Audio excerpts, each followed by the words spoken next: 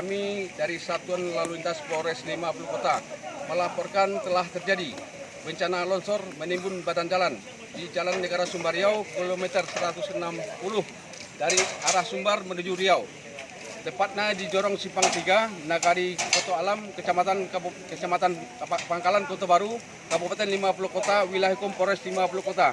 Sekira pukul 04.00 waktu Indonesia bagian Barat telah terjadi longsor menimpa badan jalan dan sepanjang 50 meter dan setinggi 2 meter yang mengakibatkan 3 buah mobil, 1 mobil truk Fuso, 1 mobil truk Pol Diesel dan 1 mobil minibus APP diseret oleh materi longsor.